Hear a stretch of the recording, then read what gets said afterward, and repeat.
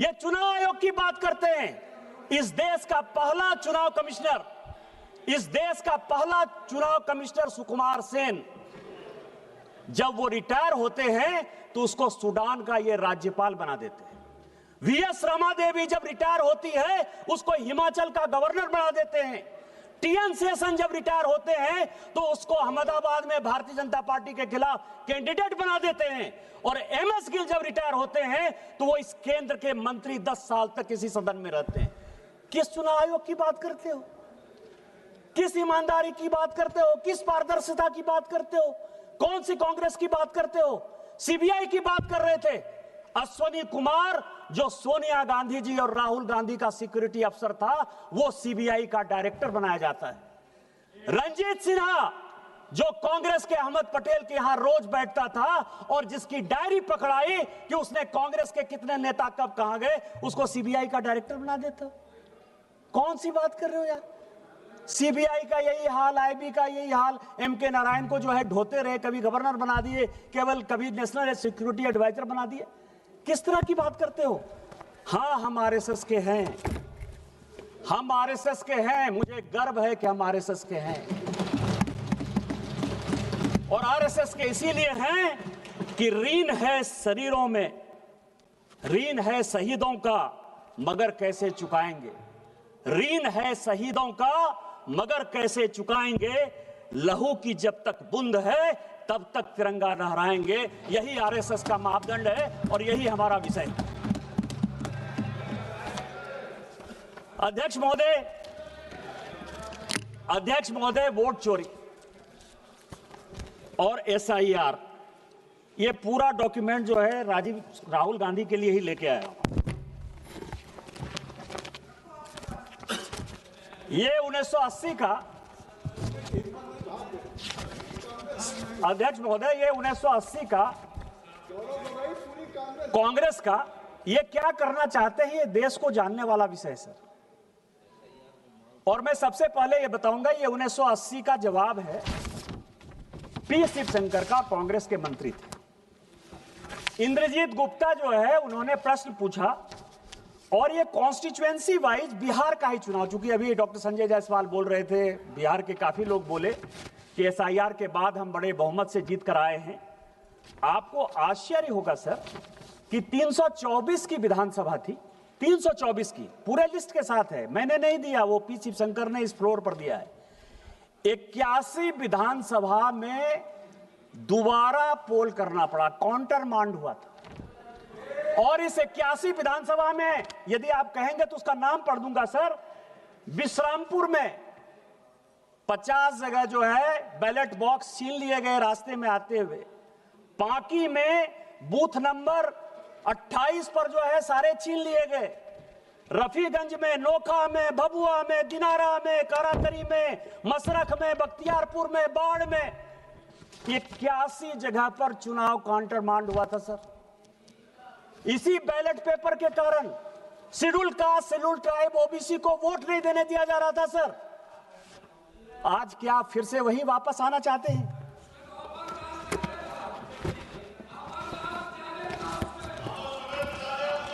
ये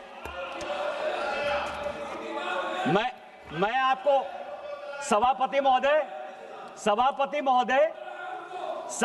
महोदय, ये सभी लोगों ने कांग्रेस से लेकर डीएमके, डीएमके से लेकर टीएमसी तक वाईएसआर सीपी ने जो है ईवीएम की बात की। ये ईवीएम की पूरी हिस्ट्री लेकर आओ सर, पूरी हिस्ट्री है। हिस्ट्री किसने, ये ईवीएम कौन लेकर आया? ये ईवीएम कांग्रेस लेकर आई सर। पहली बार ईवीएम, आपकी जानकारी के लिए, 1987 में पायलट प्रोजेक्ट के नाते राजीव गांधी जी लेकर आए। ये ईवीएम की पूरी हिस्ट्री है। और 91 में जब नरसिम्हा राव की सरकार आई तो उन्होंने तय किया कि ईवीएम आएगा। और ईवीएम आएगा, ऐसे नहीं आएगा सर। ये सारी रिपोर्ट है सर, ये रिपोर्ट है 1961 के सेलेक्ट कमेटी की और ये रिपोर्ट है 1971 की सेलेक्ट कमेटी की। ये पूरे पार्लियामेंट को जानने वाली बात है। दोनों रिपोर्ट के अध्यक्ष जगन्नाथ राव कांग्रेसी थे और जो 1971 की रिपोर्ट बनी उसमें एचआर गोखले जो कांग्रेस के लॉ मिनिस्टर थे, और दोनों रिपोर्ट में क्या कहा, दोनों रिपोर्ट में यह कहा कि एसआईआर की आवश्यकता है, स्पेशल इंटेंसिव रिवीजन होना इलेक्टोरल फॉर्म्स का सबसे बड़ा विषय है। 1961 में भी यही कहा, 1971 में भी यही कहा, और दूसरी बात कही 1961 में कि चुनाव इलेक्ट्रॉनिक वोटिंग मशीन से होनी चाहिए, क्योंकि राजस्थान के तत्कालीन, जिस राज्य से आप आते हैं सर, राजस्थान के तत्कालीन मुख्यमंत्री मोहनलाल सुखाड़िया का भी चुनाव अवैध इसी आधार पर हुआ था कि पूरे के पूरे बूथ लूट लिए गए। इतना ही नहीं हुआ था सर, इतना ही नहीं किया इन लोगों ने। यदि चौटाला की बात करें तो पूरा का पूरा मेहम का चुनाव काउंटरमांड हो गया था। पटना का चुनाव पूरा आरजेडी ने लूट लिया था। इंद्र कुमार गुजराल प्रधानमंत्री के तौर पर वहां चुनाव लड़ने के लिए गए थे, पूरा का पूरा उन्होंने लूट लिया था। और इस कारण से कहा गया कि ईवीएम की आवश्यकता है, नहीं ईवीएम होगा तो ये चुनाव पूरे रिगिंग हो गए। दूसरा, अटल बिहारी वाजपेयी जी इस कमेटी के मेंबर थे और एल के अडवाणी मेंबर थे। उन्होंने कहा कि बूथ वाइज ही काउंटिंग करो, क्योंकि आप लोग जो अब चुनाव के रोल को घुमाते हो तो उसमें बूथ से पता नहीं चलता है। तो क्या तर्क दिए गया आपको पता है सर? यह तर्क यह दिया गया कि बूथ वाइज यदि काउंटिंग करने लगेंगे तो जितने ये गुंडे बदमाश मवाली हैं वो वोटरों को मारेंगे। इसीलिए आपको ध्यान हो, उस वक्त काउंटिंग वो होती थी जिसमें कि सभी बूथों को मिला दिया जाता था और जिसमें इनको रिगिंग करने की सबसे बड़ी सुविधा होती सर। कौन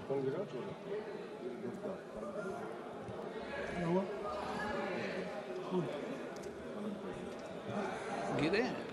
ठीक है ना, पेट बुढ़िया। चलो बोलिए बोलिए। अध्यक्ष महोदय, बड़ा ये लोग, मैं आपको बताऊं कि इतिहास के पन्नों को तोड़ना मरोड़ना यदि कोई सीखे तो उसको कांग्रेस से सीख जरूर लेनी चाहिए सर। चलो बाहर ले लेना, बाहर पैर मुड़ा कोई दिक्कत। यदि किसी को इतिहास के पन्नों को तोड़ना और मरोड़ना है तो उसको कांग्रेस से सीख लेनी चाहिए। आज कांग्रेस के वक्ता ने बड़ा भाषण देते हुए कहा कि राजीव गांधी जी ने 1988 में इस देश का इलेक्टोरल रिफॉर्म्स का सबसे बड़ा संशोधन किया। और क्या संशोधन किया? 21 साल जो उम्र थी उस उम्र को 18 साल कर दिया। सर, यदि कांग्रेसियों में हिम्मत है तो ये 1972 के ज्वाइंट कमेटी की रिपोर्ट, 1972 के ज्वाइंट कमेटी की रिपोर्ट है जिसने कि ये रिकमेंड किया कि 21 साल के बदले 18 साल होना चाहिए, और उसको करने में अटल बिहारी वाजपेयी और लाल कृष्ण आडवाणी का नोट ऑफ डिसेंट, मैं इसको प्लेस कर दूंगा सर। ये हमने किया। आपने 16 साल, चूंकि हमको मौका नहीं मिला शासन में आने का, और 2 साल जो हम मौके में थे 77 से लेकर 80 तक, इतनी लड़ाई हो गई कि हम इंप्लीमेंट नहीं कर पाए। आप उसको 16 साल बाद इंप्लीमेंट कर पाए। आज उसके लिए आप कहते हो कि हमने ले लिया, हमने ले लिया, हमने ले लिया, हमने काम कर लिया। आज एसआईआर की जो बात हो रही है और जो महाराष्ट्र और इसकी बात हो रही, सर आपको मैं बताऊं कि मैं बिहार का और महाराष्ट्र का रिजल्ट लेकर आया हूं सर। एसआईआर कहां हुआ, वोट कहां बढ़े, कहां घटे, और किस पार्टी को कौन सी सीटें मिली। बिहार का सर कॉन्स्टिट्यूएंसी का नाम है वाल्मीकि नगर, डॉक्टर संजय जायसवाल बैठे हुए हैं, उनके बगल की कॉन्स्टिट्यूएंसी है। वोट का डिलीशन हुआ 2311, वहां से 1675 वोट से जो बलेरो में बैठने लायक जितनी सीटें मिली, 6 सीट जो कांग्रेस को मिली, उसमें से 1675 वोट से कांग्रेस जीती। दूसरा सीट है चनपटिया, एसआईआर से डिलीशन हुआ 1033, इंडियन नेशनल कांग्रेस 602 वोट से जीती। तीसरा सीट है ढाका, एसआईआर का डिलीशन हुआ 457, 178 सीट से वोट से आरजेडी जीती, और उसमें 298 लोग ऐसे हैं, सभापति महोदय, आपकी अध्यक्ष महोदय, आपकी जानकारी के लिए, जो विदेश में बैठे हुए हैं, दुबई में और कुवैत में, और उन्होंने यहां वोट डाल दिया। चौथी सीट है फारबिसगंज, एसआईआर का डिलीशन हुआ 1400, 221 वोट से कांग्रेस जीती। पांचवी सीट है बलरामपुर, जिसमें 1468 डिलीशन हुआ और हम जीते एलजेपी रामविलास 389 वोट से। इसके बाद सीट है रामगढ़, 1197 वोट से डिलीशन हुआ, 30 वोट से बहुजन समाज पार्टी जीती। और इसके बाद सीट है जहानाबाद, जहां 1832 वोट एसआईआर से डिलीशन हुआ, 793 वोट से आरजेडी जीती। हम हारने वाले हैं सर, लेकिन हम इस देश के लिए, दलितों के लिए, पिछड़ों के लिए, शेड्यूल कास्ट के लिए, शेड्यूल ट्राइब के लिए हम वोट की राजनीति नहीं करते। हम राजनीति देश की करते हैं कि जो लोग एसआईआर में, मेरे माँ पिताजी का नाम कटा, मेरे माँ पिताजी गांव में नहीं थे, मेरे माँ पिताजी शहर में रहते हैं, मेरे साथ दिल्ली में रहते हैं, उनका नाम कटा, और मुझे खुशी है कि उनका नाम कटा, क्योंकि वो दिल्ली में रहते हैं तो किसी कीमत पर बिहार में वोट देने के अधिकारी नहीं थे। 70 साल का एसआईआर है क्या सर? 70 साल का एक आदमी तजीमुल, मैं आपको नाम कहता हूं क्योंकि मुझे पार्टी ने प्राणपुर का इंचार्ज बनाया था सर। एक मुझे खबर मिली, मैं उसके घर पर गया, तजीमुल नाम था। 70 साल में वो आदमी आकर कहता है कि मैं वोटर लिस्ट में अपना नाम डालना चाहता हूं। इलेक्शन कमीशन ने पूछा कि 18 साल जब वोटिंग का राइट हो गया तो आप 70 साल तक क्या कर रहे थे? 2020 के वोटर नहीं, 2015 के वोटर नहीं, 2010 के वोटर नहीं, 2005 के वोटर नहीं। तो क्या आपको लगता है कि ये देश जो है वो बांग्लादेशी वोटरों से जो है बिहार का चुनाव होगा, देश का चुनाव होगा? यदि तजीमुल, मैं नाम बता रहा हूं, मैं आजिम नगर का तजीमुल है, मैं नाम बता रहा हूं, पप्पू यादव बैठो, आप बैठो, मैं नाम बता रहा हूं, आजम नगर का तजीमुल है जो 70 साल में जो है बनना चाहता था। बैठो जनाब। तीसरा सर, महाराष्ट्र की बात है सर। महाराष्ट्र में कलवा एक सीट है सर,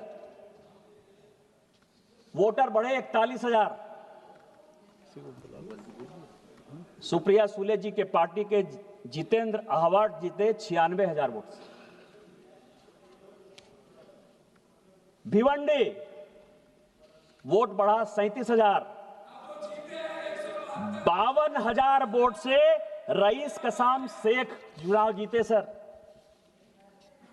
खेड अलांदी 23,000 वोट बढ़ा, 51,000 वोट से बाबाजी रामचंद्र काले जीते। मेरे पास पूरी लिस्ट है, मेरे पास 100 जगह की लिस्ट है। यदि कहेंगे तो मैं प्लेस कर दूंगा, से इतना समय में लेना नहीं चाहता, लेकिन मैं ये कह रहा हूं, यदि वोट इंक्रीज हुआ तो फायदा महायुति को हुआ। एसआईआर में वोट यदि डिलीट हुआ तो फायदा आरजेडी कांग्रेस को हुआ। इसके बाद भी आपको जो है एसआईआर खराब लग रहा है। एसआईआर क्यों ये विरोध कर रहे हैं सर, उसके पीछे का रीजन मैं आपको बता देता हूं। जो कल माननीय प्रधानमंत्री जी ने कहा, ये किताब लेकर आया हूं sir, Indian national Congress and the Muslims. 1905 में 6 में जब मुस्लिम लीग बनी, 1905 में जब बिहार बंगाल का विभाजन हुआ और जब मुस्लिम लीग बनी सर, तो कांग्रेस ने समय समय पर, वैसे सोनिया गांधी जी सारा चिट्ठी लेकर चली गई हैं सर, लेकिन इस राइटर ने 2010 में सोनिया गांधी से परमिशन लेके कई एक लेटर जवाहरलाल नेहरू के, फजलुर रहमान के साथ, कई एक लेटर जवाहरलाल नेहरू के जिन्ना के साथ वो उन्होंने दिए। क्या क्या कारण था सर?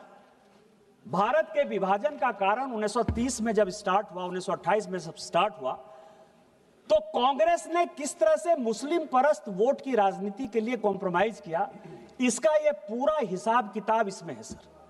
और इसी में इलेक्टोरल रिफॉर्म्स और एसआईआर है सर। मुस्लिम लीग कह रही है कि लोकसभा और विधानसभा में आप अकेले रह गए हैं। लोकसभा पप्पू यादव जी, आप बैठे बैठे मत बोलिए, जब आपका नंबर आएगा आप स्पीकर सर कि लोकसभा और विधानसभा की अलग सीट हमको दो, नहीं तो हम जो है भारत का विभाजन कर देंगे। गोलमेज सम्मेलन में फैसला नहीं हुआ, 37 का चुनाव आ गया और 37 के चुनाव में एक दूसरे के साथ कैसे फ्रेंडली फाइट होना है मैं आपको बताऊं। मैं किताब रख दूंगा सर कि जिन्ना ने यदि कांग्रेस के खिलाफ बयान दिया तो नेहरू जी उसको चिट्ठी लिखते हैं कि तुम जो है मेरे खिलाफ क्यों बयान दे रहे हो, और यदि नेहरू जी ने जिन्ना के खिलाफ बयान दे दिया तो नेहरू जी तो Jinnah nothing will go on record except Nishikant Dubey ji what he is saying, nothing will go on record. आप ये समझे सर कि इसी तरह का सिचुएशन जो 1906 से लेकर 1947 तक भारत के विभाजन की रूपरेखा जिस तरह से रखी गई, उसी तरह इलेक्शन कमीशन के खिलाफ जाकर, एसआईआर के खिलाफ जाकर पूरी की पूरी कांग्रेस पार्टी उसी तह पर जाना चाहती है। मैं ये है सर, आप एसआईआर के तह तक जाइए। अभी बंगाल का चुनाव हो रहा है सर, और बंगाल के चुनाव में मैं कुछ चीजें जनता के जानकारी के लिए आपके माध्यम से, सदन के माध्यम से डालना चाहता हूं सर कि 2011 में टोटल पॉपुलेशन बंगाल का 9 करोड़ 13 लाख पॉपुलेशन की वोटर टोटल पॉपुलेशन, और उसमें 6 करोड़ 44 लाख हिंदू हैं और लगभग 3 करोड़ मुस्लिम हैं और लगभग 6.5 लाख क्रिश्चियन। अब आप समझें कि कुछ ऐसे जिले हैं सर, वो जिले हैं दार्जिलिंग, बांकुड़ा, पुरुलिया, दिनाजपुर, मालदा, मुर्शिदाबाद, बीरभूम, जिन लोगों ने 24 परगना, जिनकी आबादी 1951 से मैं तुलना करना चाहता हूं सर, और आज जो है 2011, क्योंकि अभी अंतिम जनगणना यही हुई है और यह सबको जानने की आवश्यकता है। इसीलिए जानने की आवश्यकता है एसआईआर की क्यों आवश्यकता है कि मैं जिस संथाल परगना से हूं सर, मैं जिस संथाल परगना से एमपी हूं, 1951 में हम सभी schedule caste, schedule tribe, OBC सब की बात करते हैं। हम ऐसे दुर्भाग्यपूर्ण राज्य से आते हैं, झारखंड से, जहां की पूरे देश भर में डिलिमिटेशन हो गया। हमारे यहां झारखंड में आज भी डिलिमिटेशन नहीं हुआ, और अभी जो 2026-27 में डिलिमिटेशन होगा, मैं सोचता हूं कि शायद वहां भी डिलिमिटेशन नहीं होगा। उसका कारण यह है सर कि 1951 में हमारे यहां आदिवासियों का पॉपुलेशन 45% था। आज जब 2011 की जनगणना हुई तो आदिवासियों का पॉपुलेशन केवल और केवल 27-28% है, केवल 27-28%। और इसीलिए जब 2008 में डिलिमिटेशन होने लगा तो लोकसभा की 1 सीट और विधानसभा की 3 आदिवासी की सीट खत्म होने लगी। सभी पॉलिटिकल पार्टी ने यह फैसला किया कि आदिवासियों का सीट कम नहीं होना चाहिए, और इस कारण से हमारे यहां डिलिमिटेशन नहीं हुआ। आज जब जनगणना होगी सर, तो हमारे यहां मुश्किल से 20 से 22% आदिवासी होंगे। जिस मुसलमान की आबादी 9% थी, आज उस मुसलमान की आबादी 2011 में 24% है। पूरे देश भर में मुसलमान 4% बढ़े हैं, पूरे देश भर में मुसलमान 4% बढ़े हैं। हमारे यहां रोजगार का है, इसके बावजूद भी 15% मुसलमान कौन है? वो सभी बांग्लादेशी घुसपैठिए हैं, जिसके आधार पर कांग्रेस, जेएमएम, टीएमसी चुनाव जीतती है, और इसी कारण से वो एसआईआर का विरोध करती है। आप इसको देखिए सर, चुनाव का मैं आपको बताऊं, 24 परगना में 1941 में मुस्लिम वोट जो है वो 32% था। जब भारत स्वतंत्र हुआ और जब बांग्लादेश बन गया तो 24 परगना में मुस्लिम का आबादी 1951 में केवल 23% था, और आज 2011 की जनगणना के हिसाब से ये फिर से 33% है, फिर से 33% है। पूरे देश भर में मुसलमान इन दिनों में 4% बढ़े हैं। 24 परगना में 13%, 14% कैसे बढ़े, इसका जवाब कौन देगा? कोलकाता सर, कोलकाता में ये 2011 की बात कर रहे हैं हम। I am not talking about 2025। उस वक्त हमारा होम मिनिस्टर नहीं था, कांग्रेस का था। आपने उसको बचाया है, आपने, सीपीएम ने और कांग्रेस ने मिलकर मुसलमान को लाया है, इसीलिए एसआईआर का विरोध कर रहे हैं, इसीलिए ईवीएम का विरोध कर रहे हैं आप। कोलकाता 1941 में 24% था, जब भारत स्वतंत्र हुआ तो 12% रह गए सर, केवल 12%। यह आपको भी देखने की बात है काकोली जी, 5 साल के बाद आपका बच्चा नहीं जीत कर आएगा, मुसलमान जीत कर आएगा जो बांग्लादेशी होगा। एक मिनट निशिकांत जी, ये जो अपनी फिगर, हर मेंबर को अपनी फिगर देंगे, अगर कोई चुनौती देता है तो उसके लिए मैं कहूंगा ये अपना कॉन्फिगरेट कर देंगे, तो ऐसा नहीं है। आप बैठिए, आप चलो आर्टिकुलेट कर देंगे, आर्टिकुलेट कर देंगे। 12% था सर, आज 2011 की जनगणना के हिसाब से, 2011 की जनगणना के हिसाब से स्पीकर सर वो 22% है। 10% मुसलमान कोलकाता में बढ़े हैं सर। मालदा और मुर्शिदाबाद, मालदा में मुस्लिम 28% था, जब भारत स्वतंत्र हुआ तो 22% पर आ गया। आज मालदा में 46% है, मुर्शिदाबाद में 46% है। आप और इसीलिए लालजी जी आप बैठ जाएं, लालजी बैठ जाएं, माननीय सदस्य बैठ जाएं। ये निशिकांत दुबे जी, माननीय निशिकांत दुबे जी आप सुन लें। निशिकांत दुबे जी ने ये आज चुनाव सुधार पे बात नहीं कह रहे हैं, इसके पहले भी डेमोग्राफी के बारे में ये कई बार सवाल उठा चुके हैं इस सदन में, तो ये इनको मैंने अलाउ किया, इनको करने दिए। आप बैठिए सर। आप नहीं डिक्टेट करेंगे, नहीं सर।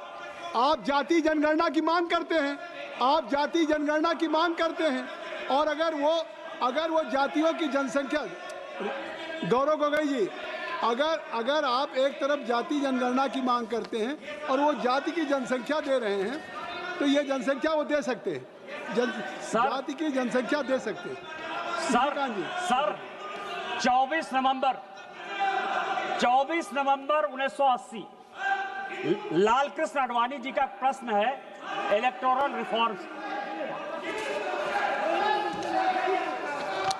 और वो कह रहे हैं सर, अभी राहुल गांधी जी बड़ा लंबा बोल कर गए कि प्रधानमंत्री जी मेंबर हैं, अमित शाह जी मेंबर हैं, मैं अकेले मेंबर हूं, मेरी बात नहीं सुनी जाती है। ये 24 नवंबर 1980 का लाल कृष्ण आडवाणी का पार्लियामेंट में इलेक्टोरल रिफॉर्म्स पर क्वेश्चन है सर, और उसका जवाब शिवशंकर जी देते हैं। शिवशंकर जी ये देते हैं, रिकॉर्ड का चीज है सर, कि चुनाव आयोग बहुत ही ईमानदारी से काम कर रहा है, इसीलिए अपोजिशन के किसी नेता को उसके सिलेक्शन प्रोसेस में इन्वॉल्व करने की आवश्यकता नहीं। 1950 से लेकर 2014 तक आप जो है लगभग 64 साल तक आपने जिसको चाहा चुनाव आयोग का अधिकारी बैठा दिया। मदर टेरेसा पर जिस आदमी ने किताब लिखा, जो ज्वाइंट सेक्रेटरी के लिए एमपैनल नहीं हुआ, एडिशनल सेक्रेटरी के लिए एमपैनल नहीं हुआ, सेक्रेटरी के लिए एमपैनल नहीं हुआ, वो नवीन चावला चीफ इलेक्शन कमिश्नर हो गया। केवल मदर टेरेसा का जो है, केवल क्रिश्चियनिटी को जब बढ़ा रहा था, केवल उसके आधार पर आपने चुनाव आयोग बना दिया। एमएस गिल, जिसने की राहुल, जब Sonia Gandhi ji office of profit के चक्कर में फंस गई और लगा कि ये दीवार हो जाएंगी, 6 साल के लिए चुनाव लड़ने के लिए काबिल नहीं रहेंगी, उस एमएस गिल को आपने जब बचाया, उसने उसके रिटायर होते ही 10 साल। आज आप जो है 100 चूहे खा के बिल्ली चले हज को।